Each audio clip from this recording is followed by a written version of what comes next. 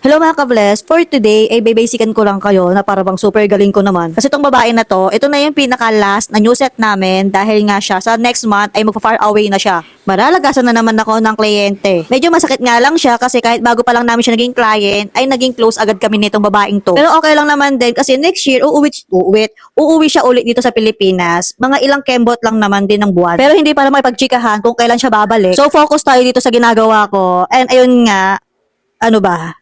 As you can see, na meron pa siyang old extension. Ako din mismo ang gumagawa talaga sa kanya simula pa nung una hanggang sa aalis na siya dito sa Pilipinas.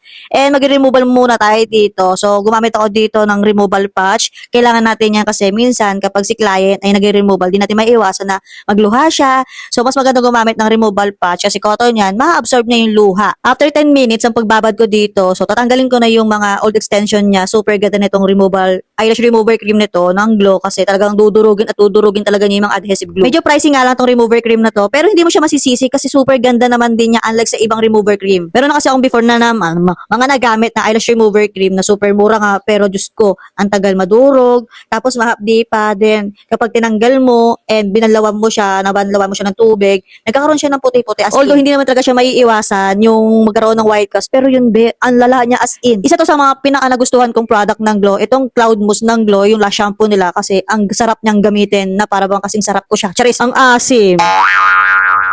Nag-enjoy kasi akong gamitin tong Cloud Mousse ng Glow, yung lash shampoo nga nila, paulit-ulit yarn. Kasi habang tumatagal, parang lalo siyang bumubula. At hindi ka mababother kasi no tulo yan as in, no tulo. Sa sobrang ganda niyang gamitin, Diyos ko, medyo pricey din talaga yung product din ng Glow. Talagang mauubos lamat ng wallet mo kapag bumili ka ng product nila. Pero promise, I swear to God, napakaganda talagang gamitin ng product ng Glow. Hindi ka lugi, worth it.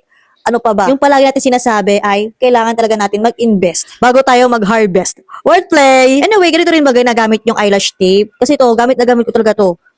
Medyo pagod na akong magsalita. Paano ba to? Ibig ko sabihin, itong ginagamit kong eyelash tape, yung transparent, super gamit na gamit ko talaga siya kasi hindi siya, ang tawag ito, hindi siya, ano ba yun?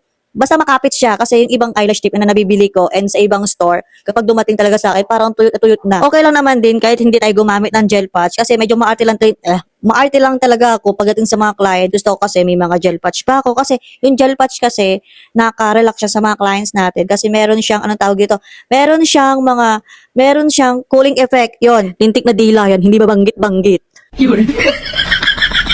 Anyway, medyo na-stress ako sa pilik mata ng kliyente ko kasi kabisado ko na yung pilik mata niya sa 5 beses niyang pagbabalik-balik talaga dito sa amin. Kabisado ko na to. And alam ko talaga, yung pilik mata niya na to, dito sa part na yan, na-damage niya naman niya siguro. Siguro talaga, nabunot-bunot talaga niya to. Hindi ko na rin naman siya tinanong kasi may stress lang din ako mamaya. Baka hindi siya umamin, di ba? Amin na. Tsaka kasi marami siyang pasalubong sa akin at bumili rin siya sa akin ng bags ng Celine. And ayun, kaya hindi ko na din tinanong para naman goods kami. Ang gagawin ko na lang, yung palagi kong ginagawa sa mga clients ko na may mga damage, ay gagawan ko na lang din talaga ng paraan. Medyo napapagod na ako mag-voice over kasi pagod na pagod na ako ngayong araw sa dami ng kliyente. Kaya tatapusin ko na tong voice over ko.